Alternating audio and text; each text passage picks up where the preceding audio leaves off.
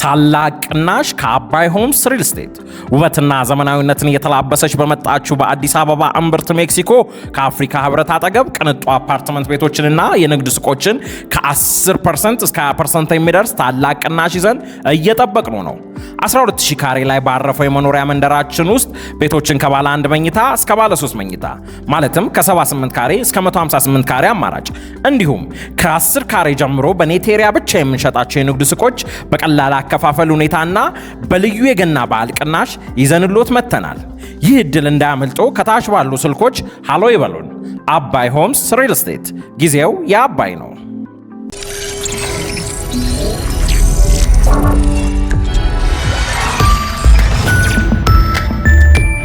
ይህ አዋዜ ነው። የዕለቱን ዋና ዋና ጉዳዮች እንመለከታለን። የዛሬው ክፍለ ጊዜ በዋናነት በአሜሪካ ኢራን አዲስ ወታደራዊ ፍጥጫ ላይ ያተኩራል። ከካናዳ በተሰማ ዜናም እንጀምራለን። በላይ በቀለ ነኝ።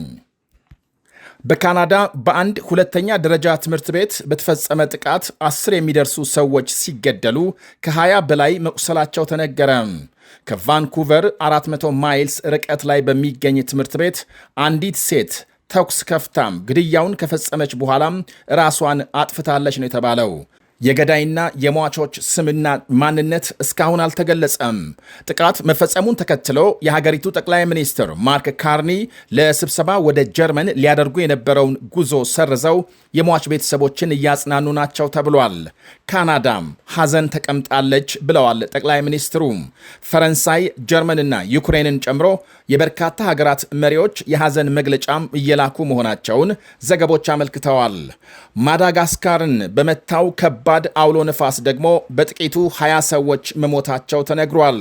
አብዛኞቹ ሟቾች አውሎ ነፋሱ ቤታቸውን የደረመሰባቸው የአንዲት ከተማ ነዋሪዎች ናቸው ተብሏል።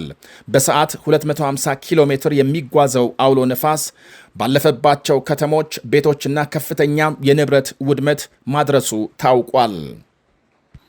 የአሜሪካ ፕሬዝዳንት ዶናልድ ትራምፕ ዛሬም በኢራን ላይ ወታደራዊ እርምጃ ለመውሰድ ዝግጁ መሆናቸውን እየገለጹ ነው። የኢራን ባለስልጣናት ደግሞ ከገደብ ያለፈ ጥያቄ አንቀበልም እያሉ ናቸው። ቴሄራን በፍጥነት ከአሜሪካ ጋር ስምምነት ካልደረሰች ከባድ እርምጃ እንደሚወስዱ አስጠንቅቀዋል። ፕሬዝዳንት ትራምፕ ሁለቱ ሀገሮች ቀጣይ ዙር ድርድር ያካሂዳሉ ተብሎ በሚጠበቅበት በአሁኑ ጊዜ ትራምፕ ያሰሙት ማስጠንቀቂያም ዳግም በቀጠናው ስጋት መፍጠሩ ይነገራል። በተለይ አሜሪካም እርምጃ ከወሰደች ቴሄራን በምላሹ በአካባቢው ሀገራት ባሉ የአሜሪካ ጥቅሞች ላይ ጥቃት ትፈጽማለች በሚል ስጋት ሀገሮቹ ትራምፕ እንዲታገሱ ውትወታቸውን ቀጥለዋል። በተለይ ኢራን ዩራኒየም የማበልጸግ ስራዋን እንደማታቆም ማስታወቋ በሁለቱ ሀገሮች መካከል የኒኩሌር ስምምነት ይደረሳል የሚለው የበርካታ ወገኖች ተስፋ በጦርነት ስጋት እንዲተካ ሆኗል። አሁን የሁሉም ጥያቄ አሜሪካም እንደዛተችው ወታደራዊ እርምጃ ከወሰደች በቀጣይ ምን ይፈጠራል፣ የኢራን ምላሽ ምን ይሆናል የሚል ሲሆን የፖለቲካና ወታደራዊ ተንታኞችም ምላሽ ይሰጣሉ። የኢራን አገዛዝ በስልጣን ላይ በቆየበት ለ40 ዓመታት ከሚጠጋ ጊዜ በኋላ በአሁኑ ወቅት የኢኮኖሚና ፖለቲካዊ መዳከም ገጥሞታል የሚሉ ወገኖች ምናልባትም ተገዶ ወደ ምዕራቡ ዓለም ሊቀላቀል እንደሚችል ይገምታሉ። በእርግጥ የምዕራቡ ወታደራዊ ጣልቃ ገብነት በቀላሉ የዲሞክራሲ ሽግግር ሊያመጣ እንደማይችል ሊቢያና ኢራቅ ማሳያ ሲሆኑ በሁለቱም ሀገሮች አምባገነን ስርዓቶች ቢወገዱም ለዓመታት ለብጥብጥና ደም መፋሰስ ተዳርገው መቆየታቸው ይታወቃል።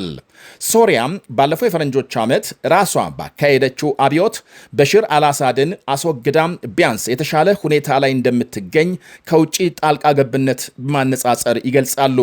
ከዚህ ሁሉ በፊት ግን ኢራን ለአሜሪካ ጥቃት የምትሰጠው ምላሽ ዓለምን በተለይም የአካባቢውን ሀገሮች ስጋት ላይ የጣለ ሆኗል።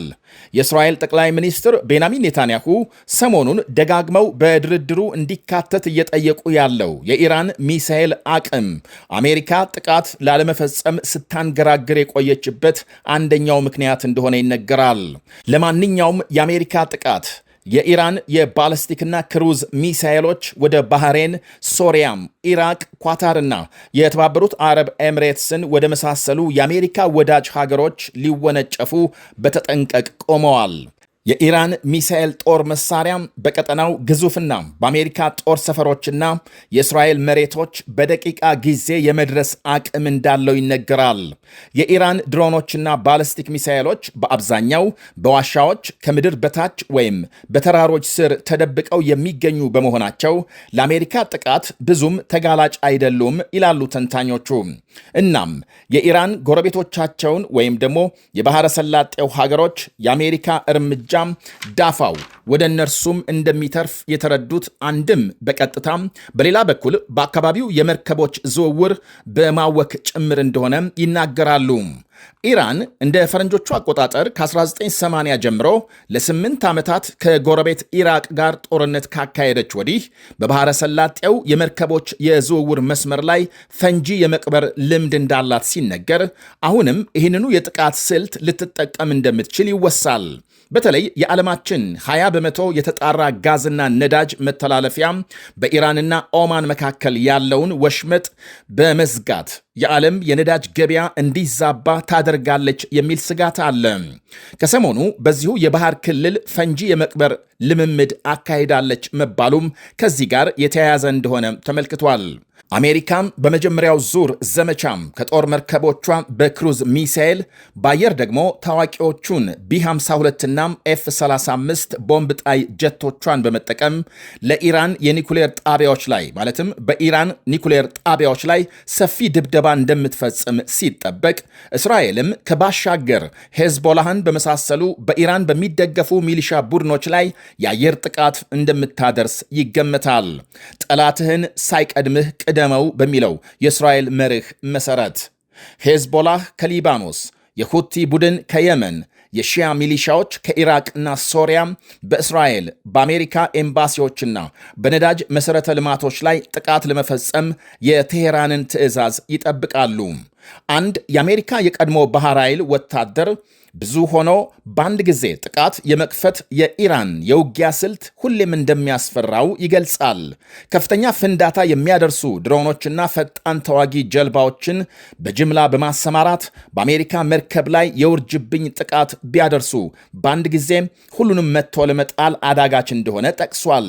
ከኢራን የባህር ኃይል አዛዦች የተወሰኑት ባለፈው የንጉሱ ዘመን አሜሪካ ውስጥ የሰለጠኑ ናቸው ይባላል።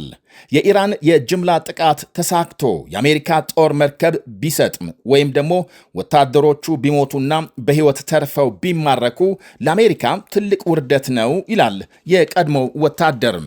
እንደ ፈረንጆቹ አቆጣጠር 2000 ላይ $1 ቢሊዮን የሚገመተው የአሜሪካ ጦር መርከብ በኤደን ባሕረ ሰላጤ አልቃይዳ በፈጸመው የአጥፍቶ ጠፊ ጥቃት ከጥቅም ውጪ ስትሆን 17 የአሜሪካ ባህር ኃይል ወታደሮች መገደላቸው ይታወሳል።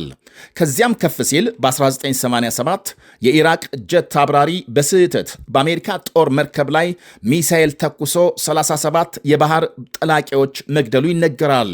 አሜሪካም ከ5 ዓመታት በፊት የኢራን አብዮታዊ ጦር አዛዥ ቃሲም ሱሊማኒን በመግደሏ ቴሄራን በአሜሪካ ጦር ሰፈሮች ላይ የተኮሰችውን የተገደበ ምላሽ አሁን የሚጠብቅ ካለ ተሳስቷል። ያሁኑ ገደብ የለሽ በተለያየ ስፍራ የሚፈነዳም አሜሪካም በበርካታ ግጭት እንድትወጠር የማድረግ ስልት ቴሄራን ልትከተል እንደምትችል ተንታኞች ይናገራሉ። ሌላው ኳታር፣ ሳውዲ አረቢያና ሌሎች ጎረቤት ሀገሮችን እያስፈራ ያለው አደገኛ ውጤት የኢራን አገዛዝ ቢከስም ሀገሪቱ ወደ ለየለት የእርስ በርስ ግጭት ልታመራም ትችላለች ነው።